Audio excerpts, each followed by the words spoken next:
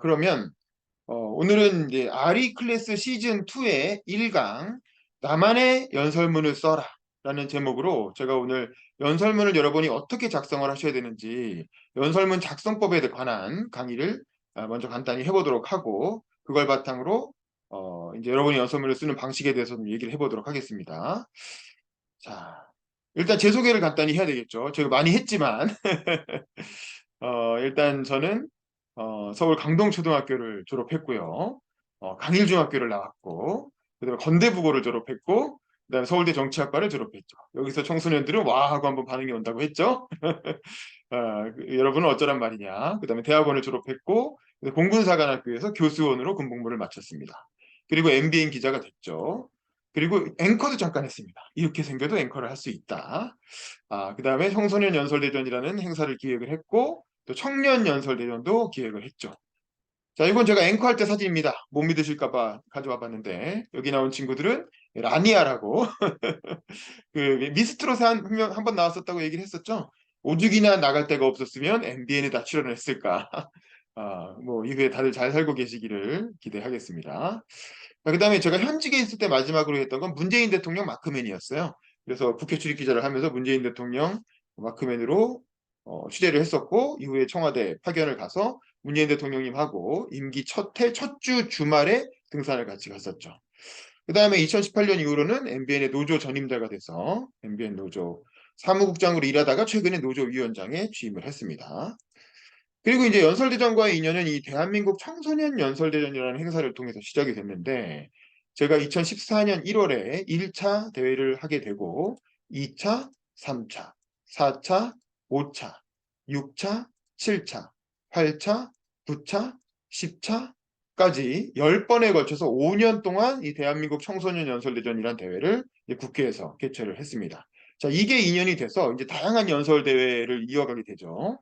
그래서 이제 대학생 연설 대회도 개최를 하고 주부 연설 대회, 또 청년 연설 대회, 2차, 3차, 4차, 그리고 안양시에서도 진행을 하고 용산구에서도 진행을 하고 또 안양시로 다시 갔다가 그다음에 여성 연설 대회를 또 진행을 했죠. 그리고 관악구에서도 진행하고 또 안양시에서도 다시 또 진행을 하고 그다음에 기후 변화에 관한 주제로 연설 대회를 주최하고 이건 서울시에서 했었죠. 그다음에 광진구에서도 청년 연설 대회를 진행했고 그다음에 대한민국 청년 연설대전이라는 주제로는 2019년 그다음에 2020년 계속 해왔죠. 또 청소년 연설대전 홈커밍 데이도 진행을 했었고요. 성평등 문화 만들기 그리고 서울 청소년 연설대회 그다음에 2022년 대한민국 청년 연설대전 또 제주에서도 청소년 연설대전 그리고 다시 서울로 올라와서 청년 연설대전을 진행하고 그다음에 이제 이렇게 제가 연설대회를 여기저기서 진행한 내용을 가지고 그 내용을 정리해서 수업을 개설했던 게 이 수업의 전신이라고 할 수 있는 신촌대학교의 세상을 바꾼 연설학과입니다. 그래서 사실 이 수업에서는 뭐 연설문 첨삭보다는 그 유명한 기라성 같은 정치인들의 명연설들을 분석하는 내용으로 수업을 진행했고 그걸 바탕으로 낸 책이 바로 저의 첫 번째 단독저서인 나만의 연설문을 써라 인 셈이죠. 자, 그래서 오늘은 이 책의 내용을 중심으로 해가지고 책의 앞부분에 나오는 연설 개요를 중심으로 해서 연설이란 무엇인가 그 얘기를 좀 설명을 드리고 그 다음에 마무리로 연설문 작성법 10개명 여러분이 실제로 이제 앞으로 2주 뒤에 연설 발표를 하셔야 되는데 그때 도움이 될 만한 연설문 작성법에 대해서 말씀을 드려보도록 하겠습니다. 자, 여러분 연설이란 무엇일까요? 저는 연설을 한마디로 정의하면 공연이다 라고 얘기를 하죠. 우리 박정현 씨가 노래를 부르고 있잖아요. 자, 연설은 사람이 하는 공연인데 뭘로 하냐면 말로 하는 공연이다. 오로지 말, 목소리에 의존해서 하는 공연이라는 거죠. 다른 어떤 악기나 무슨 어떤 도구를 사용하는 게 아니라 뭐 마이크는 있어도 좋고 없어도 좋고 인간이 자기 말로 하는 공연이라는 거죠. 그래서 이거는 강의랑은 좀 달라요. 제가 하는 건 강의잖아요. 지금 하고 있는 강의는 제 머릿속에 있는 지식을 여러분에게 전달하면 그러면 이 강의는 성공한 거죠. 자, 그리고 또 박정현 씨가 노래를 하잖아요. 노래의 목적은 뭡니까? 노래는 청중을 감동시키면 되는 거죠. 청중이 노래를 듣고 뭔가 이 카타르시스를 느끼고 힐링을 받고 뭐 찌릿찌릿한 느낌이 들면 노래는 성공을 한 거야. 그럼 연설은 도대체 왜 하는 거야? 연설의 목표는 뭘까요? 연설의 목표는 바로 행동의 변화라는 거죠. 그래서 내 이야기를 듣고 내 이야기를 듣지 않았으면 하지 않았을 일을 하게 만드는 거. 그래서 생각을 바꿔서 나와 같은 생각을 하고 나와 같은 행동을 하게 만드는 게 바로 연설의 목적이다라는 거예요. 그래서 한마디로 말하면 설득하는 말하기라고 할 수 있는데 우리가 일반적으로 설득하는 말하기라고 하면 토론을 생각하잖아요. 근데 토론과 연설은 또 좀 달라요. 토론은 1대1로 설득하는 말하기라면 연설은 대중을 설득하는 말하기라는 거죠. 1대 다로 설득하는 말하기. 그래서 여기서 말하는 대중이라는 건 2명일 수도 있고 10명일 수도 있고 100명일 수도 있고 1000명, 10,000명, 10만 명, 100만 명일 수도 있는 거죠. 그래서 사실은 연설은 인간이 말로 하는 활동 중에 가장 영향력이 크고 무시무시한 활동이다라는 겁니다. 그래서 저는 연설을 되게 무기에 비유를 해요. 제가 좋아하는 삼국지를 보면 뭐 관우라든가 이 여포 같은 무시무시한 장수들이 나오죠. 이 장수들은 안 그래도 무지막지하게 세지만 자기만의 독특한 무기가 있기 때문에 더 세지죠. 그래서 관우에게는 청룡 언월도가 있고 여포에게는 방천하극이라는 무기가 있잖아요. 자기만의 시그니처 무기가 있죠. 자, 그런데 우리가 세상을 바꾸려고 할 때 우리는 어떤 무기에 의존합니까? 예를 들면 뭐 전두환이나 박정희 같은 군인들은 세상을 바꾸려고 할 때 진짜 말 그대로 무기에 의존하죠. 총과 칼 혹은 탱크를 몰고 이제 한강을 건너오죠. 자, 그러면 이재용이나 이건희 같은 재벌들은 어떤 무기에 의존합니까? 뭐 말을 선물한다. 와인을 선물한다든가 어쨌든 뭐 돈이죠. 돈을 변형해서 활용한다면 자, 여러분과 저 같은 우리 민주주의자들은 과연 세상을 바꾸려고 할 때, 세상에 영향력을 미치려고 할 때 어떤 무기에 의존할까요? 바로 말과 글이라는 거죠. 바로 말과 글로 상대방을 설득해서 상대방의 생각을 바꾸고 나와 같은 행동을 하게 만드는 것. 그, 그 말과 글이 바로 민주주의자의 무기라는 거죠. 그래서 말과 글을 가다듬는 것은 좋은 민주주의자가 되기 위해서 굉장히 중요한 활동이다. 그런데 우리는 과연 말과 글을 제대로 배우고 있냐라는 거죠. 우리나라의 공교육에서 초등학교부터 뭐 고등학교, 대학교 졸업할 때까지 과연 제대로 말하고 글 쓰는 법을 배우고 있느냐. 물론 뭐 국어 수업도 있고 문학 수업도 있고 문법 수업도 있지만 대개 어떻습니까? 사지선다, 오지선다, 정답 맞추기. 뭐 이런 시험 점수 올리는 교육에 집중을 하다가 제대로 된 글 한번 써보지 않고 고등학교를 졸업하죠. 대학에 가면 뭐 논술형 답안지라고 해서 열심히 쓰긴 씁니다. 근데 어때요? 여러분도 뭐 대부분 다 대학 나오셨지만 대학에서 배운 글쓰기가 그렇게 논리적이고 차분하게 자기 생각을 주장하고 논증하는 그런 형식의 글쓰기이던가요? 여러분이 보신 시험이 되게 그렇지 않죠. 수업 시간에 교수님이 하신 말씀 농담까지 똑같이 외워서 써야 좋은 점수를 받는 그런 방식의 글쓰기를 해왔다. 자기의 생각을 논리적으로 차분하게 전개하는 훈련을 받지 못한 채 어떤 사람들은 사회에 나가서 저 같은 기자가 되고 어떤 사람은 판사가 되고 어떤 사람은 검사가 되고 어떤 사람은 정치인이 된다. 그리고 그런 사람들이 만들어가는 공론장, 그 공론장이 그렇게 수준이 높을 수가 없다라는 것이죠. 자, 그래서 사실 저는 이 말과 글의 중요성을 가장 잘 보여준 인물이 바로 2004년 미국 민주당 전당대회에 등장한 오바마 전 대통령이라고 생각을 하는 거예요. 오바마 대통령은 2004년 전당대회에 등장하기 전에 오바마 대통령의 직업이 뭐였습니까? 오바마 대통령이 원래 뭐 하던 사람? 오바마는 일리노이 주상원 의원이었다는 거죠. 근데 이 주상원 의원이라는 게 뭡니까? 우리나라로 치면 연방 상원 의원이면 되게 국회의원쯤 된다고 보면 되겠죠. 근데 주상원 의원이면 뭐겠어요?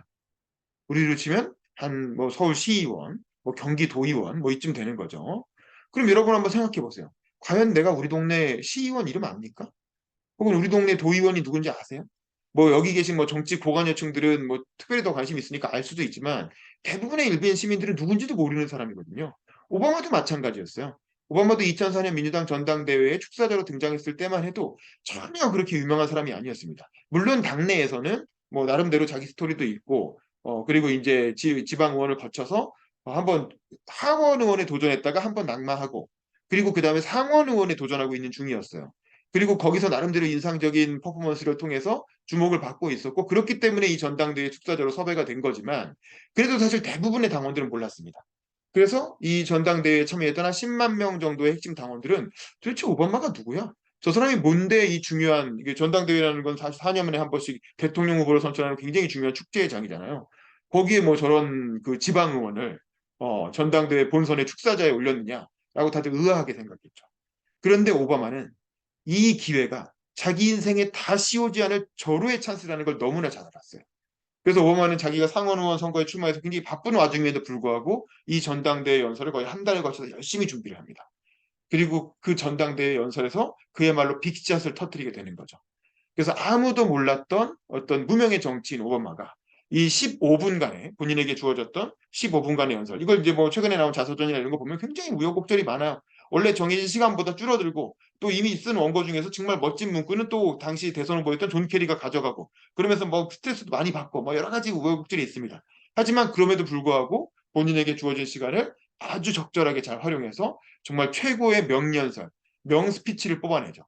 그리고 그 연설이 현장에 한 10만 명 정도의 그 청중들이 체육관에서 같이 그 연설을 듣고, 그리고 그게 시스팬이라고 하는 우리도 지금 뭐 국회 방송 같은 케이블 채널을 통해서 전국으로 생중계가 되고, 그다음에 나중에 그게 유튜브 영상이 돼서 전 세계로 퍼져나가면서 수억 회의 조회수가 일어나고, 뭐 저희 같은 사람들도 다 그걸 보게 되죠. 자막이 달려서. 그러면서 오버와는 일약 전 세계적인 정치 스타로 떠오르게 됩니다. 그리고 더욱더 놀라운 점은 2004년에 무명의 지방의원이었던 오바마가 바로 그해 상원 의원이 되고 이 전당대회로 유명해져서, 그리고 나서 바로 4년 뒤인 2008년에 대통령에 당선된다. 우리 치면 진짜 무명의 뭐 서울시의원 혹은 뭐 경기도의원쯤 되는 무명의 청년 정치인이 전국적으로 한번 연설로 주목받고 나서 그 다음 총선에, 내년에 우리 4월에 총선 있잖아요. 총선에 도전해서 바로 국회의원이 되고, 그리고 그 다음 대선에 바로 도전해서 초선의원이었던 정치 신인이 바로 대선에 도전해서 대통령까지 당선된 그런 스토리인 거예요. 그런 스토리가 지금으로부터 거의 20년 전에 2004년에 미국에서 일어났다라는 거죠. 그게 바로 오바마 대통령의 이야기입니다. 그래서 제가 이제 마지막 부분에서 오바마 대통령 연설을 다시 좀 얘기를 하겠지만, 이 오바마의 2004년 전당대회 연설은 정말 연구해 볼 만한 가치가 있어요. 그래서 제가 제 책에서도 이 연설을 한 챕터를 갖고 분석을 했는데, 정말 모범적인 연설입니다. 그러니까 어떤 사람에게 모범적이냐면, 여러분들처럼 유명하지 않은 사람, 예를 들면 이미 대선 후보고 이미 전국적인 명망을 가진 뭐 연예인이라든가 이런 사람들은 굳이 이렇게 연설할 필요가 없어요. 근데 오바마는 전혀 대중들에게 무명의 인사였기 때문에, 그런 무명의 인사가 자기 자신을 어떻게 표현해야 되는가, 어떻게 대중에게 자기를 처음 선보여야 되는가를 너무나 교과서적으로 잘 보여준 아주 모범적인 연설입니다. 그래서 사실은 이 연설의 하나의 플롯을 잘 활용하면 누구나 사실 이 연설을 통해서 자기 자신을 굉장히 멋지게 소개할 수가 있어요. 그래서 저는 이제 좀 이따가 제 얘기를 좀 그런 식으로 설명을 드릴 건데, 어쨌든 그래서 21세기에 등장한 최고의 연설가는 오바마다라고 얘기를 할 수 있는 거죠. 자, 그러면 21세기에 등장한 최고의 연설가가 오바마면 20세기 100년을 통틀어서, 21세기는 아직 많이 남았으니까 뭐 더 뛰어난 연설가가 나중에 나올 수도 있겠죠. 뭐 그중에 여러분이 될 수도 있고. 자, 그런데 20세기 100년을 통틀어서 인류 역사에 가장 큰 영향을 미친 연설가는 누굴까요? 뭐 여러 사람들이 떠오르지만 역시 가장 중요한 인물은 이 사람이겠죠. 히틀러입니다. 히틀러도 1933년 나치 전당대회에서 연설을 하는 장면인데, 보세요. 히틀러도 마찬가지였어요. 히틀러가 나치 전당대회에서 이렇게 총통이 돼가지고 연설을 하기 전에 히틀러의 원래 직업은 뭐였습니까? 히틀러가 정치 시작하기 전에 뭐 하던 사람이야? 히틀러는 화가 지망생이었다는 거죠. 제대로 된 화가도 아니었고 무슨 미술대학 뭐 합격도 못했어요. 그래서 이제 아마추어 화가 그림 그려갖고 그걸로 이제 먹고 사는 친구였고, 그다음에 이제 군인으로 화가로 잘 안 풀리니까 그 군에 입대를 해서 오스트리아의 뭐 상병인가로 제대를 했죠. 전투 중에 부상을 당해서 후방 병원으로 이송됐다가 이제 뭐 이렇게 종전을 맞이하게 되고, 그리고 이제 뭐 사실상 백수가 된 거죠. 백수가 돼서 이제 쫄래쫄래 뮌헨으로 와가지고 독일로 넘어와서 어떤 호프집에 들어갔다가, 호프집에서 한 10명도 안 되는 작은 인원들이 모여서 정치 얘기하고 있는 그 서클에 우연히 끼어 들어간 거죠. 그래서 거기서 이게 무슨 얘기하고 있나 들어보니까, 뭐 이렇게 뭐 이런저런 정치 얘기를 해. 그러길래 내 생각은 그렇지 않은데 라면서 이제 자기 생각을 막 얘기했더니, 오, 당신 말 잘하는데, 당신 얘기 들어보니까 재밌는데 우리랑 같이 한번 활동해 봅시다. 그래갖고 위기투합에서 가입한 정당이 뭐예요? 그게 바로 민족 사회주의다. 바로 나치 정당이었던 거죠.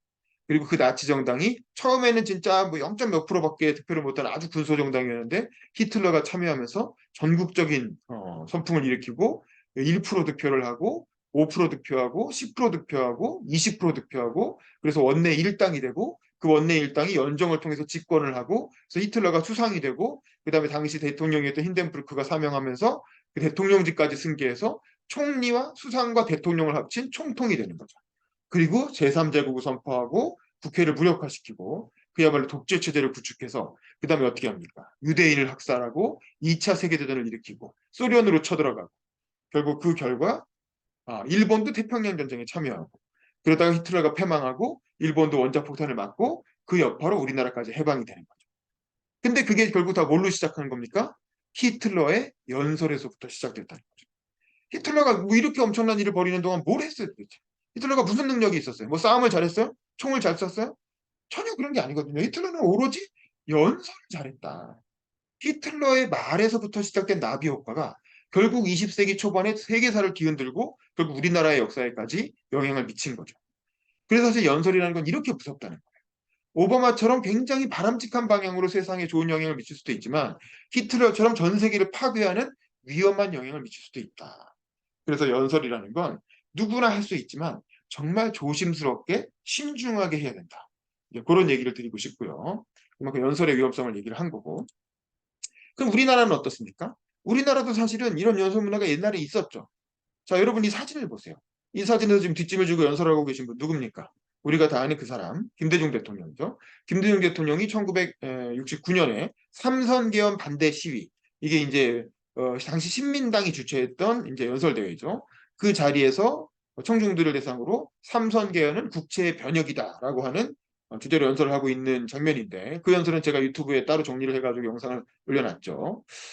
조회수도 한 10만 회 정도 나왔습니다. 근데 이제 그 연설을 할 때 김대중 대통령 말고 요 앞에 있는 검은 점들 이게 다 뭡니까?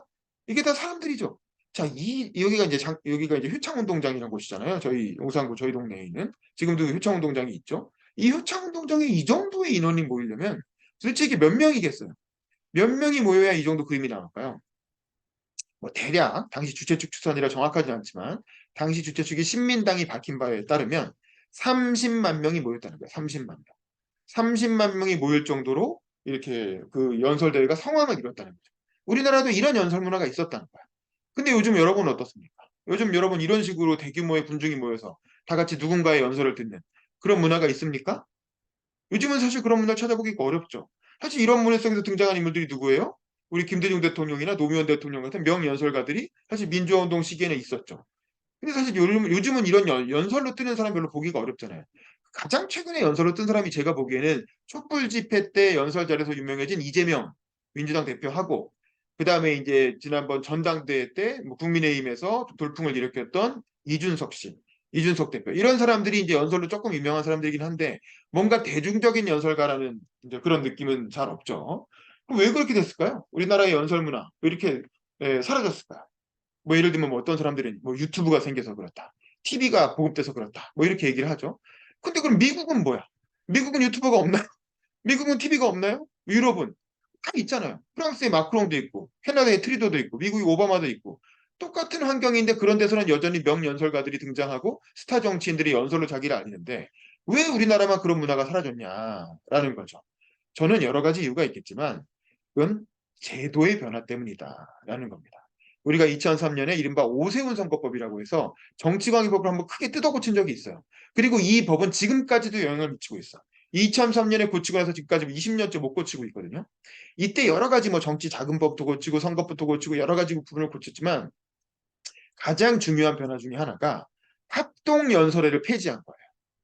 여러분 이 사진을 보세요. 제가 어렸을 때만 해도 국회의원 선거가 열리면 이렇게 초등학교 운동장 같은 데 빌려갖고 여기 보면 김문수 후보도 있고 뭐 이기택 씨도 있고 뭐 그러네요.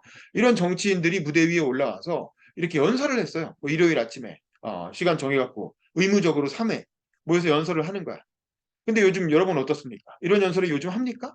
뭐 지방의회 선거도 있고 뭐 대통령 선거도 있고 그렇지만 이렇게 다 같이 모여서 연설하는 게 있습니까? 요즘은 이런 거 잘 없죠. 왜 없을까요? 잘 생각해 보면 아니 국회의원이 출마하는데 정치인이 대선에 나오는데 연설을 안 한다는 게 말이 돼? 얼핏 생각하면 이상하지만 당시의 맥락에서는 의미가 있었어요. 왜냐하면 생각해 보세요. 대선 주자가 예를 들면 윤석열 대통령이 혹은 이재명 대표가 대선 후보 시절에 여러분 동네 초등학교 운동장에 와서 연설한다. 일요일 아침에. 여러분 어떻게 생각하세요? 한번 가서 들어볼까요? 안 들어볼까요? 그래 윤석열이나 이재명이 오면 한번 가서 들어볼까? 뭐 이런 생각이 들 수도 있죠. 근데 만약에 여러분 동네 국회의원 선거를 한다. 그래서 일요일 아침에 초등학교 운동장에서 연설한다. 그거 들으러 일부러 잠 깨서 나가시겠어요? 사실 그런 사람은 많지 않겠죠. 지방의회는 말할 것도 없고. 그러면 어떻습니까? 그러면 사실은 일반적인 청중들은 잘 안 오잖아요. 근데 후보들 입장에서는 자기가 연설을 해야 되는데 청중들이 없으면 기분이 좋겠어요, 나쁘겠어요? 기분이 별로 안 좋죠. 그리고 분위기도 안 살 거 아니에요. 그래서 어떻게 합니까? 어떻게든 청중들을 모아야 되겠죠. 자, 어떻게 모으겠어요? 동원을 하는 겁니다. 어떻게? 돈으로. 그래서 옛날 같으면 예를 들면 전업주부분들 있잖아요. 그런 분들을 아르바이트생으로 고용을 하는 거야. 그래서 일당 8만 원을 줘. 그리고 100명을 동원해. 그러면 이제 100명 A 후보, B 후보, C 후보가 대개 한 3명 정도 출마하잖아요. 그럼 3명 후보가 100명씩 동원하면 300명 정도가 초등학교 운동장에 앉아 있어. 그럼 대충 그림이 나오죠. 그리고 나서 막 연설을 합니다. 그럼 추첨을 해가지고 A 후보가 먼저 연설을 하겠죠. 그럼 어떤 일이 일어나겠어요? A 후보가 연설을 끝내고 나면 A 후보가 동원한 청중들이 다들 우르르 나갑니다. 왜냐면 자기한테 돈 준 사람이 연설 끝났으니까. 그리고 또 상대방 후보들 김 빼기 해야죠. 그러면 또 B 후보가 연설하면 B 후보가 돈으로 동원한 청중들이 또 우르르 나가고 마지막에 C 후보가 연설할 때는 자기가 동원한 청중들만 놓고 연설을 하게 되는 거예요. 근데 이거 얼마나 바보 같은 짓이에요. 도대체 이거 왜 하는 거야? 돈만 엄청나게 쓰고. 그러면 8만 원에 100명이면 800만 원이잖아요. 3명이면 8320다. 2,400만 원이잖아요. 그걸 의무적으로 3번을 해야 되니까 거의 1억 가까운 돈이 이 합동연설에 들어가는데 아무 효과가 없는 거예요. 괜히 기분만 나쁘고. 그러니까 이런 거 왜 하느냐? 이거 완전 고비용 저효율 아니냐? 그래갖고 2003년에 여야가 합의를 해가지고 선거법으로 합동연설을 법으로 폐지한 거예요. 그러니까 이제 국회의원이 선거에 나오는데 연설을 할 필요가 없게 된 거야. 굉장히 아이러니하죠. 자, 그러면 아니 근데 본선에서 연설을 안 하더라도 경선에서 하겠지. 당내 경선이 있지 않느냐라고 일반 사람들은 그렇게 생각할 수도 있어요. 근데 어떻습니까? 당내에서도 연설이 없어졌죠. 이 결정적인 계기는 노무현 대통령하고 정몽준 씨가 단일화를 했던 2002년 사건 때문이에요. 이 당시에 국민경선제로 멋있게 명령서를 뿌리면서 대통령 후보가 됐던 노무현 후보가 지지율이 갑자기 폭락을 하니까 뭐 김영삼 만나서 쉽게 보여주고 뭐 그런 일이 있었죠. 그러니까 이제 정몽준 씨랑 본의 아니게 단일화를 해야 되는데 너무 시간이 부족한 거야. 도저히 제대로 된 경선을 하기에는 시간도 부족하고 법적으로 두 정당이 같이 단일화 경선을 할 수 있는 법적 근거도 없고 그러니까 급한 마음에 여론조사를 돌린 거예요. TV 토론 한 번 하고 여론조사를 2번 돌려서 여론조사 결과에 따라 하나는 무효 처리하고 하나는 노무현 대통령이 5%인가 더 높게 나왔어요. 그래서 노무현이 이겼습니다라고 발표를 했더니 또 정몽준 씨가 덜컥 네 수용합니다라고 해가지고 단일화가 성사가 됐네. 그렇게 해가지고 노무현 후보가 후보가 되고 정몽준 씨랑 같이 이렇게 러브샷하고 뭐 이런 장면이죠. 이렇게 해가지고 ARS 경선을 통해서 노무현 후보가 당선이 됐고 그리고 실제로 정몽준 씨 나중에 지지 철회를 하긴 했지만 결국 노무현 대통령이 당선됐기 때문에 결과적으로 결과가 좋으면 다 좋은 거 아니냐. 아, ARS 여론조사를 통한 경선이 굉장히 합리적이고 결론도 좋았다라고 하면서 이게 우리나라 정치권에 퍼져나가기 시작하는 거예요. ARS 여론조사가 굉장히 선진적이고 좋은 제도다라는 인식이 생겨난 거죠. 그러면서 이런 현상이 나타납니다. 여러분 아마 지난 지방선거나 총선 때 보시면 이런 문자 많이 받으셨을 거예요. 혹은 페이스북에서 이런 웹자보 많이 보셨을 거예요. 이 보면은 이렇게 당내 경선할 때 이런 식으로 합니다. 예를 들면 이렇게 웹자보가 페이스북에 올라오죠. 전화 꼭 받아주세요. 선택은 누구누구. 그래서 전화번호가 딱 나와 있어요. 그리고 전화가 예상되는 시간까지 정해져 있어. 그래서 이 시간에 무작위로 전화가 오면 제발 받아달라. 그리고 끝까지 듣고 자기 이름 찍어달라 이거야. 이런 식으로. 그 전화 받아달라는 동료 문자가 엄청나게 돌아다닙니다.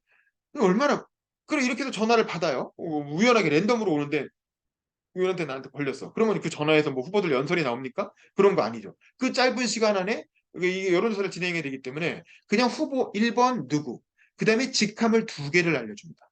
직함을 2개 20글자 내에서 직함 2개를 적을 넣을 수가 있는데 그러면 뭘 보고 찍겠어요? 그냥 이름하고 직함만 듣고 찍는 거예요. 그래서 이름 듣고 아는 사람이거나 이름 모르면은 직함이라도 들어보고 직함이 그럴듯하면 찍는 거죠. 자, 이런 방식의 선거에서 뭐가 중요하겠어요? 이런 방식의 선거에서 당선되려면 뭐가 중요하겠어요? 좋은 직함을 받는 게 선거운동의 핵심이 되는 거예요. 그럼 좋은 직함은 예를 들면 당에서 먹어지는 좋은 직함이라는 건 뭐겠어요? 특히 민주당 같은 경우엔 예를 들면 참여정부 시절에 행정관을 했다. 문재인 정부에서 청와대 뭐 비서관을 했다. 이런 게 가장 최고의 직함이 되는 거죠. 그래서 어떻게 됩니까? 결국 참여정부나 문재인 정부 청와대에 들어가기 위한 엄청난 경쟁이 일어나는 거죠. 지금 같은 경우 뭐예요? 용산 같은 경우 국민의힘 같으면 용산 대통령실 출신이냐 아니냐.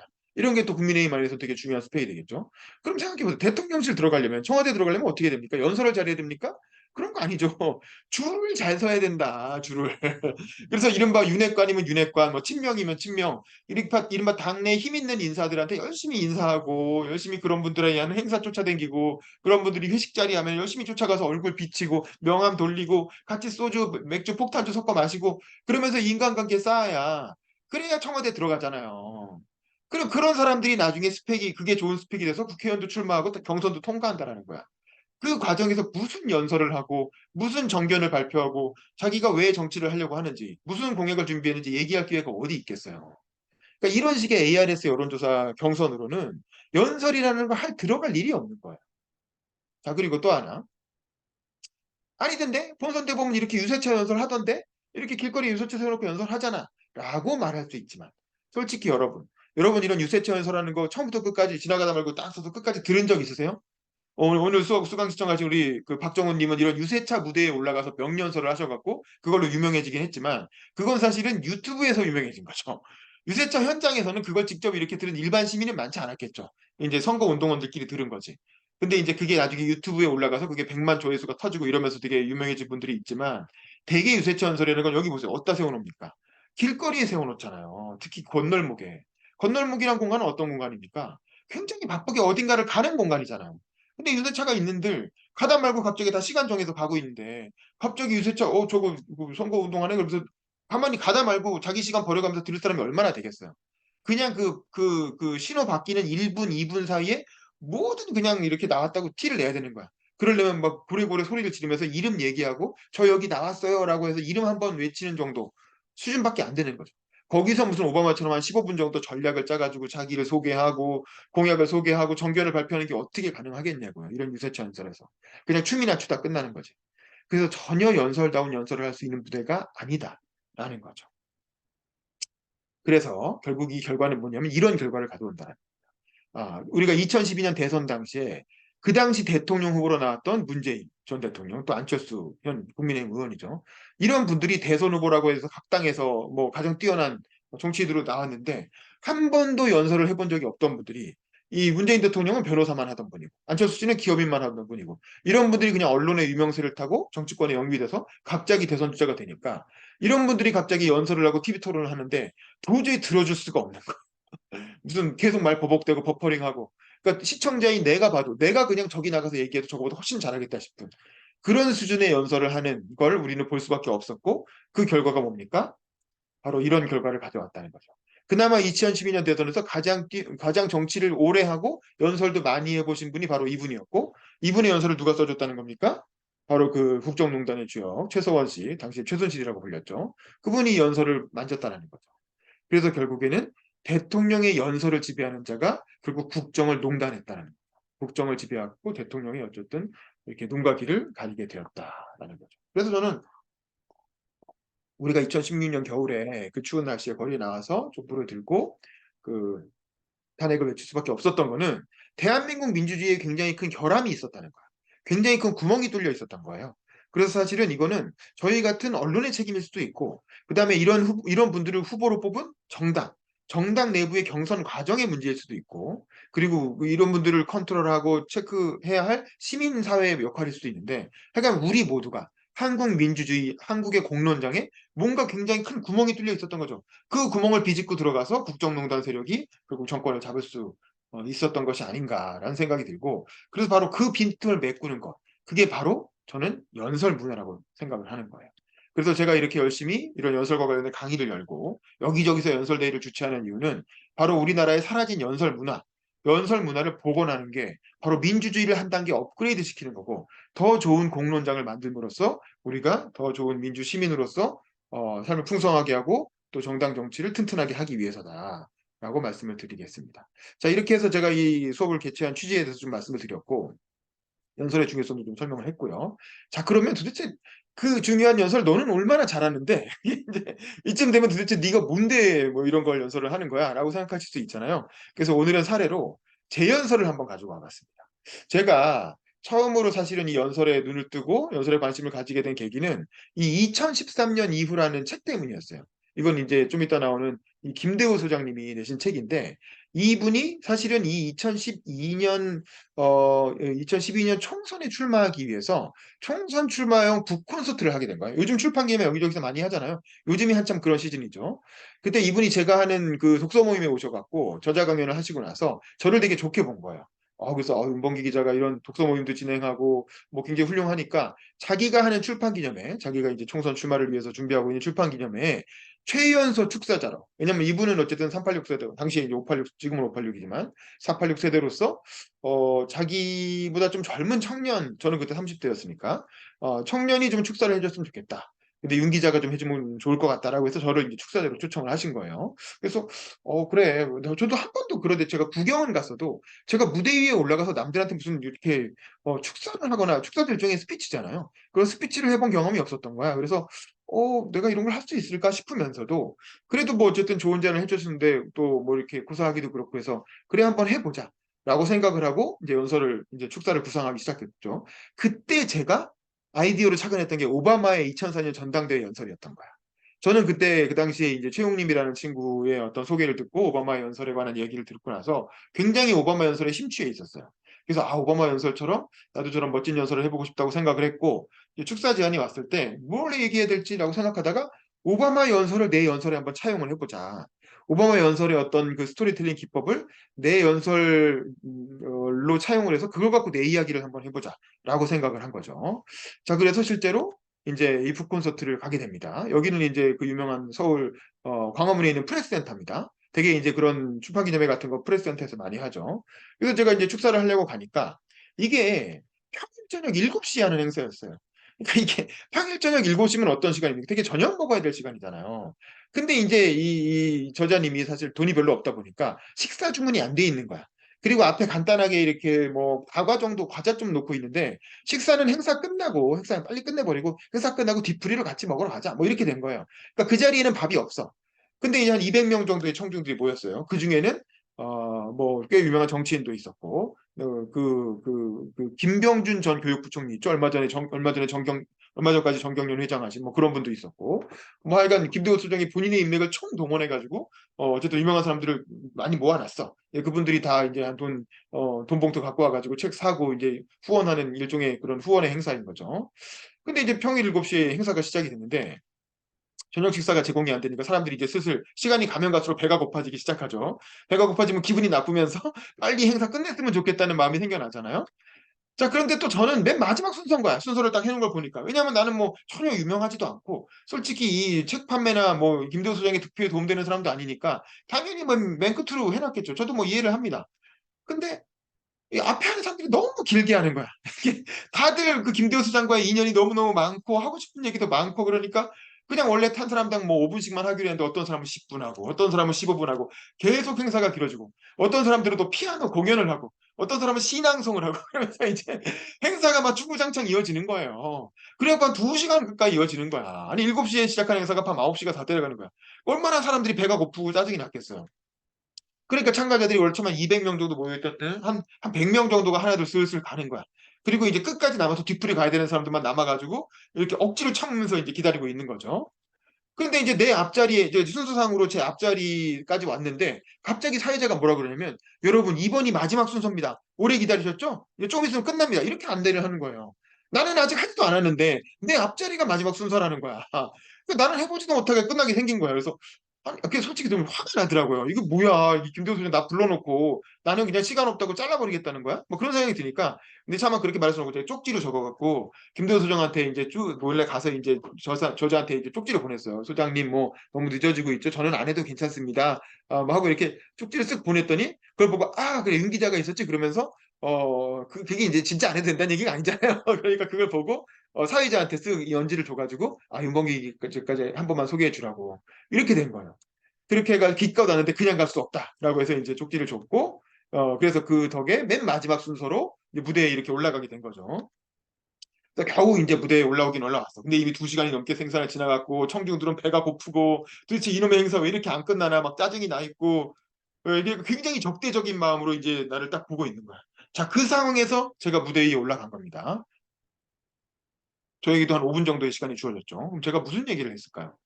저는 이게 이제 제 책의 맨 마지막 에필로그 부분에 나오는 제 연설 이야기인데, 나중에 제가 이 연설 제목을 우리 결혼하게 해주세요. 그때 유명한 무슨 광고 카피에서 따왔죠. 자, 이렇게 얘기를 했어요. 일단 도입부는 이렇게 시작을 합니다. 안녕하십니까? MBN 윤범기라고 합니다. 대단한 경력도 없고 더구나 종편이 진보 진영의 공적처럼 돼 있는 요즘. 왜냐면 이 당시만 해도 김대호 소장은 진보 진영이었어요. 그래서 민주당 후보로 출마하려는 거였어. 실제로 민주당 후보로 출마도 했었고. 그러니까 여기 모인 사람은 그래도 왕년에 운동권이었던 사람들이고 나름대로 진보 진영에 속해 있는 사람들이었어. 근데 이제 갑자기 종편 기자가 또 그 2012년이잖아요. 종편 출범하고 엄청 이미지가 안 좋을 때거든. MBN 기자 하면 다들 종편 기자라 그래서 안 좋게 생각하던 그 진보 쪽에서는. 근데 이제 내가 갑자기 마지막에 축사로 올라오니까 사람들이 되게 거부감이 드는 거죠. 그 거부감을 그럴 거라고 인식을 하고 원래 이렇게 원고를 쓴 거예요. 그래서 그런 요즘 저에게 김대호 소장님께서 축사를 부탁하셔서 저도 많이 놀랐습니다. 괜히 누가 되는 것은 아닐지 걱정도 됐고요. 하지만 제가 하는 20, 30대 청년들의 독서 모임에 김대호 소장님이 강연료 한 푼 못 드렸는데 두 번이나 오셔서 작은 보은이라도 해야겠다는 생각으로 감히 이 자리에 서게 됐습니다. 뭐 강연료 한 푼도 못 드렸다니까 이제 살짝 웃음이 나오죠. 이제 뭐 돈 얘기하면 원래 살짝 웃기잖아요. 자, 그러면서 이제 내가 여기 나오게 된 이유를 도입부로 설명을 한 거죠. 그리고 나서 이제 흥미 유발을 해야 되겠죠. 일단 저기 적대적인 청중들이니까. 그래서 먹고 살 만한 종편 기자가 도대체 책을 얼마나 공감을 하고 대단한 감동을 받았길래 축사까지 하겠다고 나섰느냐고 물으실지도 모르겠습니다. 그러니까 야, 너 종편 기자면 좀 먹고 살고 너 보수 쪽 아니냐. 근데 뭐 이거 이 책 읽기나 했냐. 그래서 제가 일부러 책을 갖고 가서 이만큼 읽었습니다라고 제가 영상에 보면 이렇게 보여주기도 하고 그랬어요. 하지만 전 문제는 일자리와 공평이고 정규직과 비정규직의 불합리한 격차 해결이 진보의 핵심 과제가 되어야 된다는 소장님의 문제의식에 크게 공감했습니다. 그러니까 이 책의 핵심 내용이 그런 내용이거든요. 2014년 이후. 그래서 제가 책을 읽었다는 티를 좀 낸 거죠. 문제의식에 공감했고 굳이 말하자면 비록 저는 정규직 노동자지만 저의 쌍둥이 형은 그렇지 않기 때문입니다. 라고 하면서 제 이야기를 하는 거예요. 그래서 내 이야기를 본격적으로 하기 시작했죠. 저의 형 얘기를 한번 해볼까요? 제가 쌍둥이라는 걸 얘기했으니까. 저희 형은 대학도 아니고 고등학교 연합고사를 떨어졌습니다. 예. 소장님이 말씀하시는 교육시험 사다리에서 일찌감치 미끄러진 거죠. 그러니까 요즘은 고등학교 연합고사가 다 사라졌죠. 거의 그냥 웬만하면 인문계 고등학교 다 가죠. 근데 저희 때만 해도 고등학교 들어갈 때 연합고사라는 게 있어서 한 90% 정도만 합격하고 하위 10%는 떨어졌어요. 그럼 떨어지면 이 사람들은 학력이 중졸로 끝나는 거야. 그리고 그때는 고등학교가 의무교육이 아니었기 때문에 중졸로 끝나도 사실 법적으로 아무 문제가 없어요. 그러니까 우리 형은 이제 나중에 알려진 바로는 ADHD였다는 거야. 요즘은 ADHD라는 게 병이라는 걸 알아서 막 약도 먹고 그러잖아요. 근데 그때는 그런 걸 모르니까 그냥 공부 못하는 애라고 생각을 했던 거지. 그래서 이제 일찌감치 교육시험사다 이것도 책에 나오는 표현이죠. 그러셨고 참고로 쌍둥이 이제는 서울대를 나왔습니다. 대학원 공부까지 했고요. 그러니까 쌍둥이인데 한 명은 서울대 나오고 한 명은 고등학교를 못 가서 중졸이 되게 생긴 거야.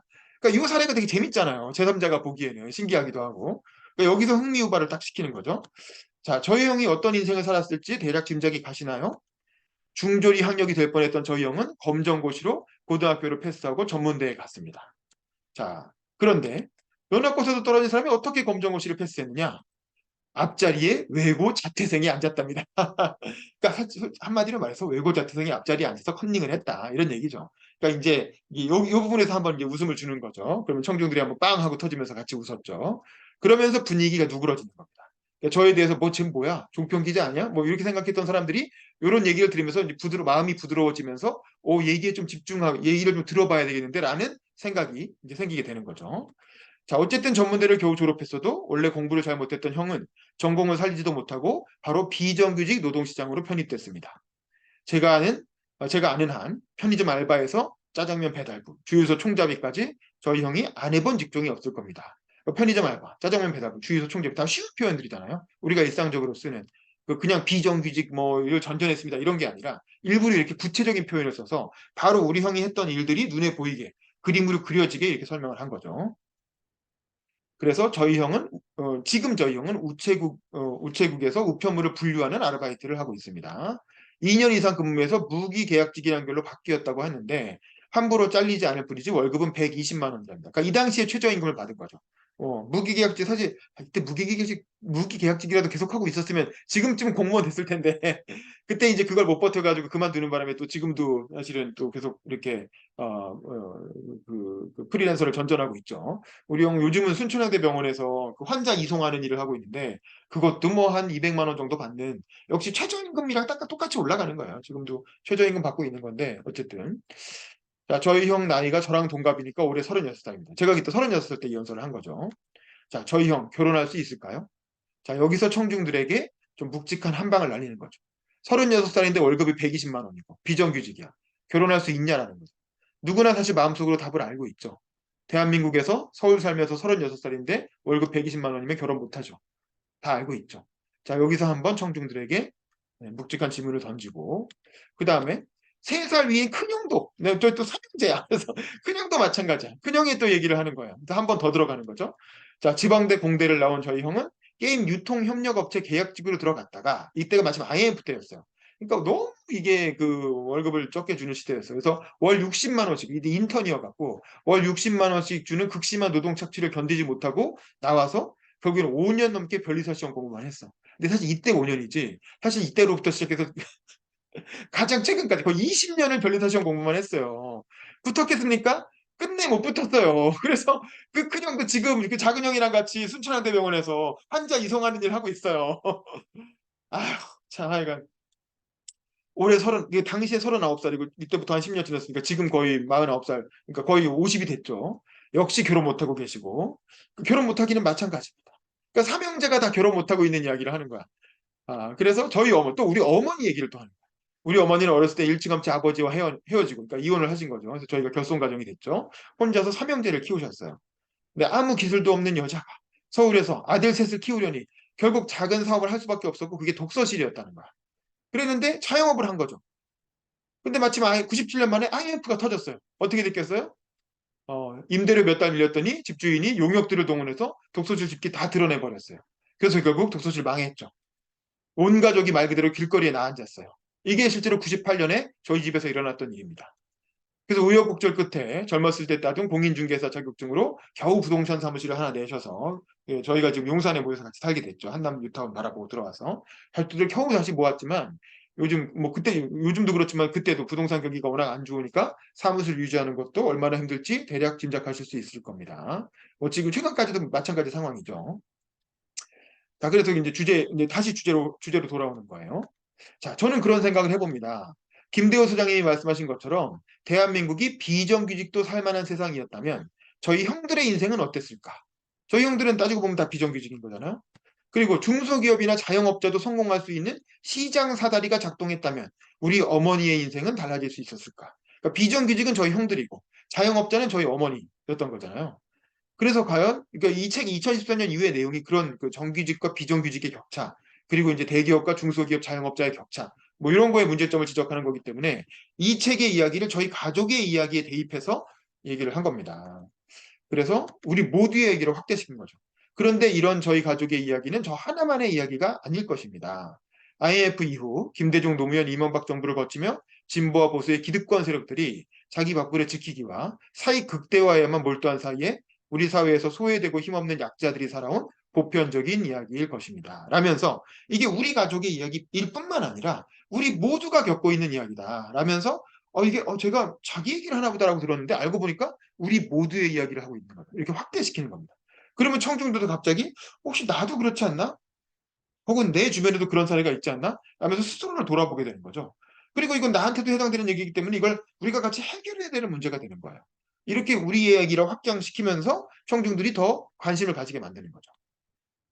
그러면서 이걸 보편적인 이야기 넓혀가는 겁니다. 저는 이거 하나는 확실히 말할 수 있습니다. 저희 형제 같은 사람들이 결혼할 수 없는 사회라면 대한민국의 미래는 없습니다. 저출산 고령화는 점점 더 심해지고 인구는 줄어들고 대한민국이라는 정치 공동체의 존립 자체가 어려워질 것입니다. 문자 그대로 나라가 망할 것입니다. 라는 거죠. 그래서 다시 주제로 돌아가서 김대호 소장님의 2013년 이후는 이런 문제를 해결하자고 하는 책입니다. 그리고 한국의 진보 보수 기득권을 내려놓고 대한민국이 나가야 할 새로운 플랫폼을 찾아보자고 역설하고 있습니다. 그리고 책 책 소개를 하는 거야. 왜냐면 이 연설의 주제는 책 홍보잖아요. 2014년 이후 출판 기념회고 이 책을 최대한 많이 사서 읽자라는 게 이 연설의 핵심 주제거든요. 그러니까 마지막 부분에서 이 주제로 돌아오는 거, 이 연설을 하려고 하는 원래 주제로 돌아오는 거죠. 그러면서 또한 김대호 소장님의 책은 마키아벨리가 로마 선언고에서 말한 개혁의 어려움을 잘 보여주고 있습니다. 라면서 고전을 인용하는 거죠. 개혁으로 인해 피해를 보는 사람은 소수이고 강력하게 조직된 반면 개혁의 수혜자인 전 국민은 광범위하게 흩어져 있습니다. 그래서 진보 보수 모두 진영 논리를 거부하는 김대호 소장님의 주장은 실현하기 정말 어려울 것입니다. 괜히 마키아벨리를 언급한 게 아니에요. 왜냐하면 이 연설을 듣는 청중들은 그 김대호 소장과 알 정도의 지식인들이잖아요. 나름대로 젊었을 때 운동권도 하고 내년 그다음 총선에 한번 출마해 볼까 하고 준비하는 사람들이니까 공부도 꽤 많이 하신 분들이란 말이야. 그런 분들한테 연설하고 있는 이 사람이 그래도 마키아벨리 로마 선언고를 인용할 정도로 그래도 좀 공부 좀 한 사람이구나. 라는 어떤 내 연설에 신뢰감을 주기 위해서 일부러 고전을 인용한 겁니다. 또 역사도 얘기하죠. 마치 조선왕조의 병폐를 개혁하려고 했던 조광조나 율곡 이이의 시도가 결국 실패한 것과 마찬가지입니다. 율곡 이이의 10만 양병설도 동인과 서인의 진영 논리 속에 결국 사장되고 말았지 않습니까? 라면서 이제 고전과 역사를 통해서 제 연설의 어떤 설득력을 조금 더 강화를 하고 하지만 그렇게 얘기해서 우울하잖아. 그럼 다 소용없다는 거야? 그게 아니라는 거죠. 하지만 저는 올해가 대선이 있는 해라는 점에서 이게 2012년이었으니까 희망을 찾아봅니다. 김대호 소장님의 이 책이 단순히 도서관에 꽂힌 책 한 권으로 끝나는 것이 아니라 민주통합당이든 안철수의 제3세력이든 세상을 진정으로 바꾸고자 하는 사람들의 바이블이 될 것이라는 희망입니다. 그러니까 이제 왜냐하면 그 출판 기념회에 모인 사람들이 되게 민주당으로 출마하려고 하거나 혹은 안철수 쪽에서 뭔가 기회가 있지 않을까라고 고민하는 그런 제3지대에 있는 분들이었거든요. 그러니까 그런 분들이 어필할 만한 그런 분들에게 어필할 만한 이야기를 한 거고 또 김대호 소장님의 책도 그런 분들을 위한 교과서다라고 이제 얘기를 하면서 홍보를 해주는 거죠. 왜냐면 이건 출판 기념회니까. 그래서 저는 대한민국에서 정치한다는 사람이라면 누구나 이 책을 읽고 토론해 봤으면 좋겠습니다. 그래서 마지막으로 책 홍보를 하면서 끝내는 거죠. 비판도 할 수 있고 더 좋은 대안을 내놓을 수도 있겠지만 이 책에 기반한 토론 자체가 우리 정치권의 지적인 수준과 정책 역량을 한 단계 끌어올릴 거라고 생각합니다. 그리고 진보는 진보를, 보수는 보수를 성찰하는 계기를 가지게 될 것입니다. 그래서 그리고 이제 마지막으로 유머와 수미상관으로 마무리를 하는 거죠. 그리고 그 덕에 올해 말이나 내년쯤에는 저희 형제들도 늦장가를 갈 수 있는 세상이 오기를 기대해 보겠습니다. 처음에 저희 형제들 얘기를 했으니까 우리 가족 얘기를 했으니까 마지막에도 우리 가족 얘기로 마무리를 하는 거죠. 그러면서 이제 물론 저희는 아직까지 늦장가를 못 가고 10년째 노총각으로 늙어가고 있지만 어쨌든 그래서 김대호 소장님의 건승과 2014년 이후가 대박나길 진심으로 기원합니다. 감사합니다. 이렇게 연설을 마무리했던 겁니다. 자, 이렇게 연설을 마무리하고 나니까 어떻게 됐겠어요? 저를 처음 보는 청중들이 갑자기 눈이 하트가 되면서 제가 그때 얘기했잖아요. 처음에는 제가 연설 처음 시작할 때만 해도 사람들이 굉장히 적대적으로 도대체 저 사람 뭐야? 제가 배고파 죽겠네 빨리 집에 가야 되는데 뭐 하는 거야? 라고 생각했던 사람들이 연설이 끝날 때쯤 되니까 박수가 몇 번 나오더니 끝나더니 갑자기 우레와 같은 박수를 치면서 제가 끝나고 내려오니까 행사 끝났잖아요. 저를 마지막으로 행사가 끝나니까 거의 마지막 스포트라이트가 돼버린 거예요. 본의 아니게. 그러면서 끝나고 나오니까 제 앞으로 갑자기 사람들이 줄을 서는 거야. 그러더니 이제 저한테 줄을 서면서 갑자기 저한테 명함을 주겠다 그러고 갑자기 이제 악수하면서 나중에 꼭 한번 밥 한 끼 사겠다고 연락 주라고. 그때 KT 상무가 그런 분도 그러셨던 것 같은데 제가 따로 식사는 안 했습니다. 어쨌든 그러니까 그런 이렇게 제가 그때 느낀 거야. 연설이라는 게 대단하구나. 정말 이렇게 쟤 뭐야라고 했던 이제 문명의 듣보잡이었던 제가 그 짧은 순간이지만 그 작은 공간이었지만 그 짧은 순간 갑자기 확 사람들의 마음을 바꾸면서 갑자기 이제 엄청난 어떤 반응을 이끌어내는 그야말로 인플루언스, 영향력을 발휘하는 효과를 낳는구나라는 걸 제 경험을 통해서 체험을 한 거예요. 그래서 이 경험을 나뿐만 아니라 이 대한민국의 어떤 청년들도 이런 경험을 할 수 있는 기회를 좀 많이 만들어주고 싶다. 그래서 제가 여기서 영감을 얻어서 대한민국 청소년 연설대전이라는 행사를 기획하게 된 거예요. 그리고 청년 연설대전 행사를 기획하고 지금까지도 계속 해오고 있는 거죠. 그리고 그 내용이 정리가 돼서 책까지 내게 된 거고. 이건 저한테도 도움됐지만 우리 사회에 작게나마 어떤 선한 영향력을 퍼뜨리는데 굉장히 큰 어떤 계기가 됐던 행사였다라고 저 개인적으로 그렇게 판단을 합니다. 자, 요 내용을 바탕으로 마무리를 한번 해볼게요. 그래서 여러분이 이제 일주일 뒤에 이제 첨삭 발표를 하시고 2주 뒤에는 실제로 연설을 하실 건데 여러분 연설 어떻게 해야 됩니까? 가장 중요한 첫 번째 원칙은 뭐냐면 자기 이야기를 하라는 거예요. 무슨 얘기인지 아시죠? 제가 얘기한 거랑 같은 거예요. 오바마도 마찬가지였어요. 처음에 연설을 할 때 자기 얘기로 시작했어요. 이 세상에서 자기 얘기에 대한 최고의 전문가 누굽니까? 바로 자기 자신이에요. 나만큼 나를 잘 아는 사람이 누가 있겠어요.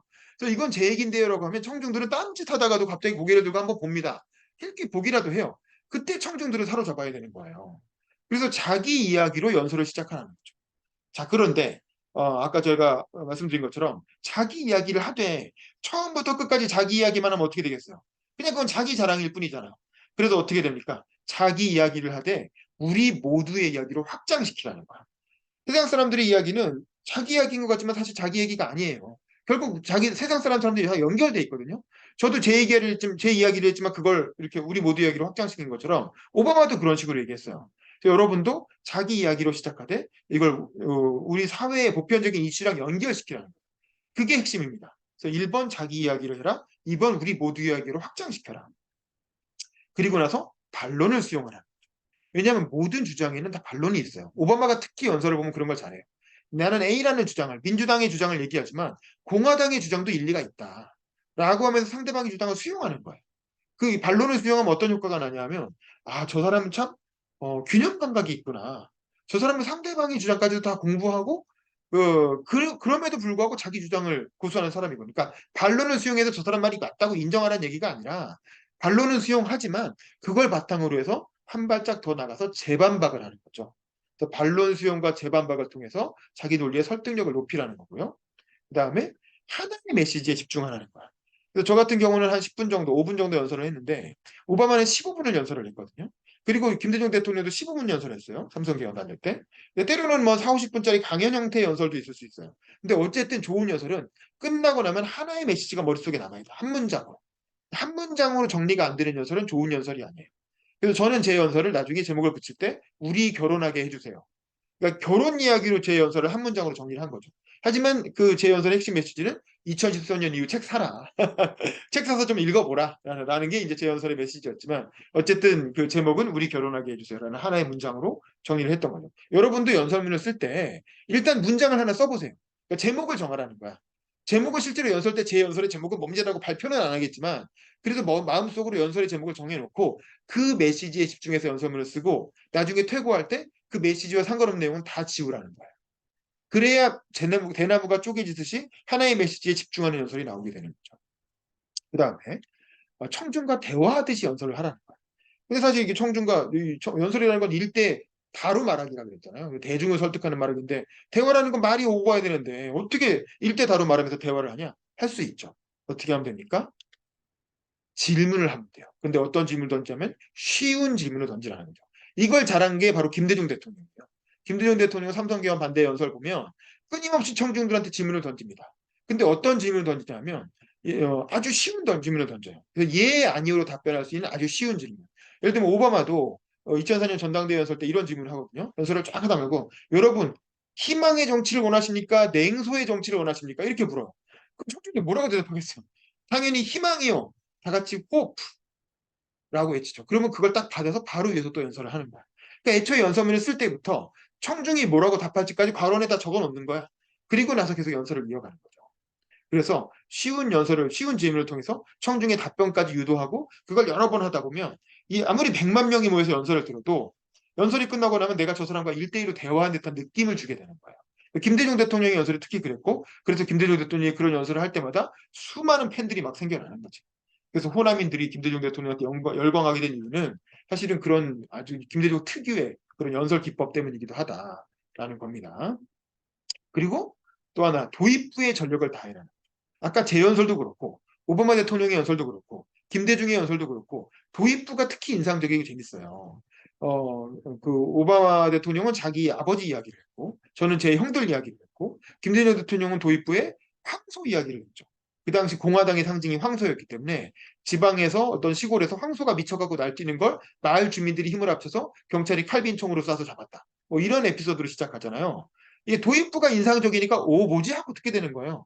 근데 만약에 5분짜리 연설이에요. 여러분은 5분 정도 연설을 하게 되실 건데 5분짜리 연설을 하는데 30초에서 1분 내에 청중들을 사로잡지 못하면 청중들은 어떻게 합니까? 핸드폰을 꺼내기 시작합니다. 그래서 뭘 해요? 카카오톡을 키기 시작해요. 혹은 페이스북을 넘기기 시작해요. 유튜브를 보기 시작해요. 그럼 어떻게 된 거예요? 여러분의 연설은 망한 거죠. 그래서 여러분의 경쟁 상대는 누구야? 바로 카카오톡이에요. 페이스북이고 유튜브고 인스타그램이야. 그러니까 얼마나 이기기가 어렵겠어요. 세상에 카톡을 어떻게 이깁니까? 그래서 도입 후에 전력을 다해야 되는 거예요. 여러분이 연설문 쓸 때 연설문 쓰는 시간의 절반 정도는 첫 단락을 어떻게 구성할 것인가, 도입 후를 어떻게 쓸 것인가, 여기에 집중을 해야 돼. 그래서 여기서 뭔가 딱 아이디어가 떠올라서 풀리면 그 다음에 연설문을 쫙 써줘요. 본문은 그렇게 어렵지 않아요. 다만 도입 부의 정성을 들이라는 거죠. 그게 느껴져야 청중들은 끝까지 계속 듣게 됩니다. 그 다음에 또 하나는 청중과 친해질 아이디어를 찾으라는 거죠. 저도 아까 연설에서 보면은 가끔씩 유머를 집어넣어가지고 그 적대적인 청중들, 우리나라 청중들 굉장히 적대적이잖아요. 다들 팔짱 끼고 이러고 듣잖아요. 너 얼마나 잘하나 보자. 날 한번 웃겨봐. 뭐 이런 식이란 말이에요. 그래서 우리나라 개그맨들 굉장히 극한 직업이잖아요. 자, 그런데 연설도 마찬가지야. 청중들이 도대체 어떻게 하면 나에 대한 적대감, 나에 대한 거부감을 누그러뜨리고 거리감을 좁힐 것인가. 그거에 대한 어떤 철저한 고민을 해야 돼요. 가장 좋은 방법은 유머죠, 유머. 자기를 낮추는 유머. 그걸 통해서 청중들을 무력화시키는 거예요. 대표적인 게 뭐, 유명한 유재석 같은 사람, 김재동 같은 사람, 그런 개그맨들이 유머할 때 되게 어떻게 합니까? 자기를 낮추는 유머를 하죠. 자기 뭐 메뚜기고, 뭐 김재동은 뭐 노총각이고, 결혼도 못하고 있고, 뭐 그런 얘기를 통해서 자기 별거 아니라는 식으로 자기를 낮춤으로써 청중들을 웃기잖아요. 뭐 그런 식으로 하든 어떻게 하든 뭔가 어떤 위트 있는 유머를 통해서 청중과 공감대를 만들고 청중의 거부감을 무너뜨리는 겁니다. 유머를 잘 활용하는 건 굉장히 중요하고, 이걸 잘한 사람이 또 김대중 대통령. 김대중 대통령은 진짜 15분간의 연설 동안 끊임없이 청중들을 웃겨. 또 청중들이 계속 폭소를 터뜨려. 그러다가 마지막에 진지한 이야기로 빵 하고 터뜨리는 거예요. 그래서 이제 유머를 통해서 청중과 가까워지려는 노력을 해야 되고, 무단하게 실전처럼 연습하라는 거죠. 그래서 제가 청소년 연설대전 할 때 많이 하는 얘기지만, 어떤 청소년 같은 경우에는 어머니가 얘가 이제 연설 연습한 거를 사진을 찍어갖고 페이스북에 올렸는데, 연설문이 완전히 너덜너덜해질 정도로 그런 식으로 막 계속 이렇게 밑줄 치고 쉼표 표시하고 한 번 읽을 때마다 이렇게 정오자 표시를 하잖아요. 77번을 읽은 거야. 77번을 읽어가지고 그걸 빽빽하게 이렇게 연습한 내용을 페이스북에 올렸는데, 걔는 정말 연설대회 할 때 무대 위에 올라가서 똑같이 했어요. 아예 연설문을 갖고 올라가지도 않았어요. 빈손으로 그냥 올라가가지고 처음부터 끝까지 똑같이 쫙. 그게 이제 저랑 같이 이코노미스트 수업 같이 들은 신지원 학생 얘기입니다. 신지원 학생이 이제 무대에 올라갔을 때 그런 식으로 연설을 했었어요. 그래서 바로 본선까지 진출을 했죠. 본선에서도 좋은 성적을 받았고. 그래서 연습을 하는 게 굉장히 중요하다. 우리나라는 프롬프터가 없기 때문에, 오바마는 프롬프터 보고 다 읽는 거예요. 오바마가 연설 잘한다고 하지만 미국은 프롬프터 보고 읽는 문화가 있어서 오바마 별명이 God of 프롬프터예요. 프롬프터를 쓰면서도 안 쓰는 것처럼 자연스럽게 한다 그래서 프롬프터의 신이라는 거야. 근데 우리나라는 프롬프터도 없잖아요. 어딜 가나 그냥 다 외워서 해야 되는 거거든요. 근데 정치인들은 외우기 싫으니까 그냥 여기 안주머니에서 갑자기 연설문 꺼냅니다. 누가 적어준 연설문 꺼내서 축사하라 그러면 그거 줄줄이 읽고 앉아있죠. 그 순간 이미 청중들 딴짓하기 시작하죠. 아무리 유명한 사람이어도 연설문 꺼내서 읽는 순간 분위기 다 다운되는 거예요. 예, 이제 연설문이 없으면 연설을 못하면 그건 최악의 연설자인 거죠. 그래서 우리는 무조건 외워서 해야 된다. 외우는 게 너무나 중요하다라는 거죠. 그래서 연설을 외운 사람과 그렇지 않은 사람은 금방 티가 납니다. 그리고 마지막 10계명 중에 가장 중요한 마지막 10번째 계명은 뭐냐? 내가 말한 대로 살아라는 거죠. 연설의 완성은 그 사람의 인생이라는 거예요. 아무리 명연설을 하면 뭐합니까? 무대 위에 올라가서 명연설을 터는 거예요. 여러분, 금연의 중요성을 강조하고 담배가 얼마나 몸에 나쁜지 아십니까? 라고 얘기해놓고 연설 끝나고 몰래 화장실 가서 담배 피다가 딱 걸렸어. 그러면 그 연설 들은 사람들이 어떻게 생각하겠어요? 야, 이런 위선자가 어딨냐? 그런 거죠. 여러분, 옛날에 노무현 대통령하고 같이 경선했던 이인재라는 사람이 있었어요. 이인재 씨 뭐 다음 총선도 나온다 그래갖고 요즘 뭐 얘기가 좀 나오는데, 그 사람 별명이 피닉재야. 무려 7선 국회의원을 했어요. 그리고 연설도 엄청 잘했어요. 목소리가 아주 중후한 바리톤 음색이고 그래서 당시에 뭐 아주머니들이 엄청 좋아하고 인기도 많았어요. 연설만 했다면 아주 우렁차게 명연설을 해가지고 뭐 그 당대에는 되게 유명한 정치인이었죠. 근데 요즘 누가 이인재 기억합니까? 유튜브에 이인재 연설이 명연설로 해가지고 사람들이 계속 찾아봅니까? 그런 거 없죠. 왜 그래요?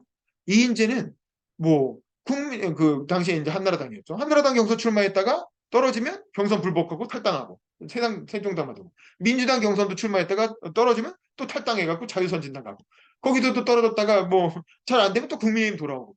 이인재는 자기가 연설을 해놓고 지킨 적이 없어. 맨날 이 당의 대선 후보가 되겠습니다. 이 당을 살리겠습니다라고 얘기해놓고 자기한테 불리하면 자기가 한 말 다 뒤집고 탈당하고. 그렇게 몇 번 하고 나니까 아무도 이제 이인재가 하는 말을 안 믿는 거야.